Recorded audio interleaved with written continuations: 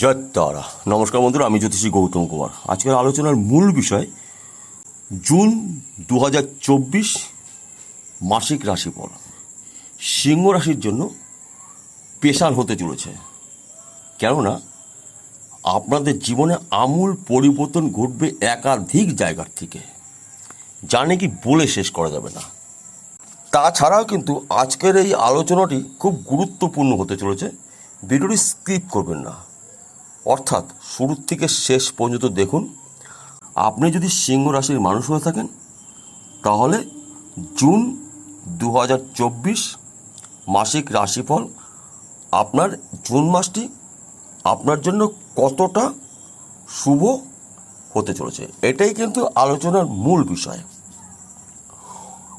আগে আমরা জেনে নিই, আমাদের 12টি রাশি রয়েছে, 12টি লগ্ন রয়েছে, 27টি নক্ষত্র রয়েছে এবং 9টি গ্রহ আমাদের নিয়ন্ত্রণ করে।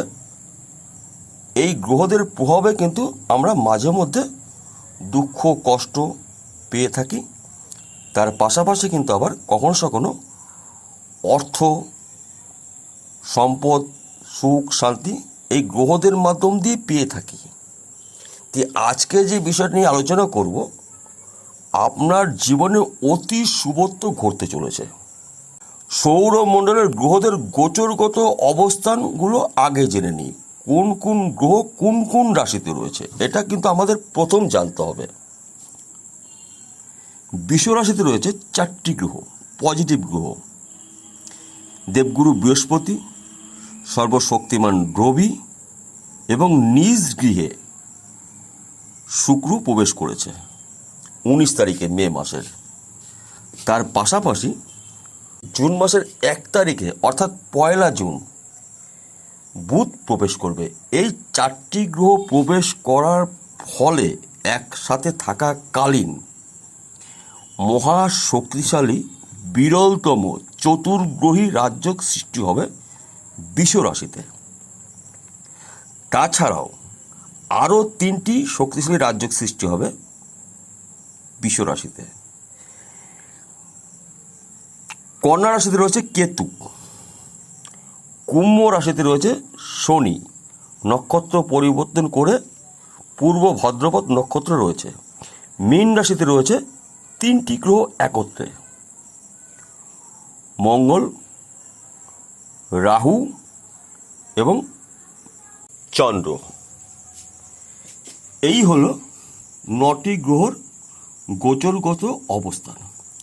এইবার বলা যাক, সিংহ রাশির জীবনে এতটা উন্নতি কেন দেখতে পাওয়া যাবে। বৃষ রাশির ক্ষেত্রে চতুর্গ্রহী রাজযোগ সৃষ্টি হওয়ার মানেই কিন্তু সিংহ রাশির 10ম স্থানে রাজযোগ, অর্থাৎ 10ম স্থানকে বলা হয় অর্থস্থান, কর্মের স্থান, সম্মানের স্থান, বুদ্ধির স্থান, প্রাপ্তির স্থান, একমাত্র 10ম স্থান। তাই 10ম স্থানে এই 4টি পজিটিভ গ্রহ আপনাকে হাত ধরে উন্নতির চরম শিখরে পৌঁছে দেবে। তাছাড়াও ধনলক্ষ্মী রাজযোগ, লক্ষ্মীনারায়ণ রাজযোগ, কুবের যোগ, বুধাদিত্য যোগ, এই জুন মাসটি কিন্তু আপনার জন্য অতি শুভ।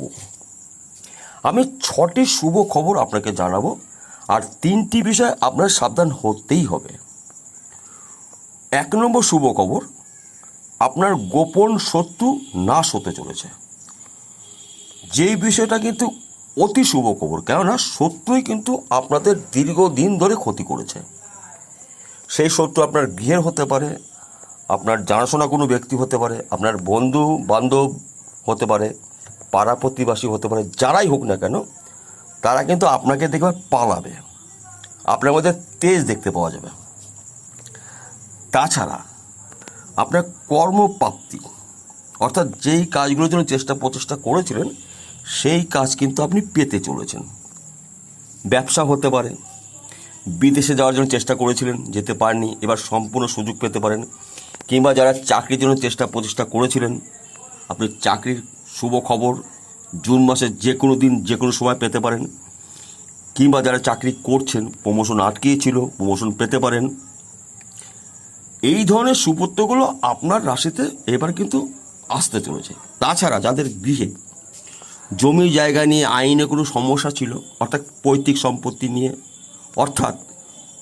সম্পত্তি নিয়ে যাদের সমস্যা ছিল, ভাগ বাটোয়ারা নিয়ে, এবার কিন্তু আইনত ওই জমির অংশীদার আপনি হতে চলেছেন।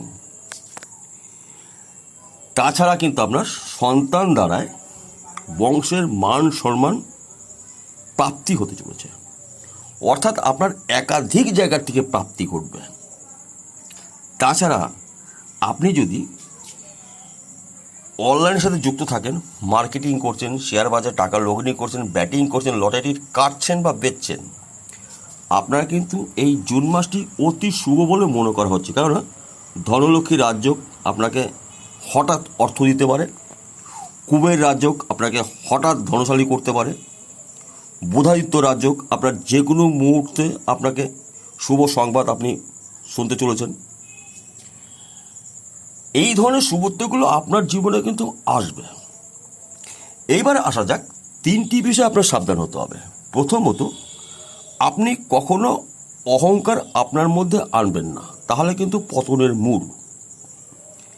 তাছাড়াও সাংসারিক জীবনে কিন্তু আপনার একটু সমস্যা হতে পারে, স্বামী স্ত্রীর মধ্যে কিন্তু একটু তর্ক বিতর্ক চলতে পারে, দুজন দুজনকে মানিয়ে নেবেন।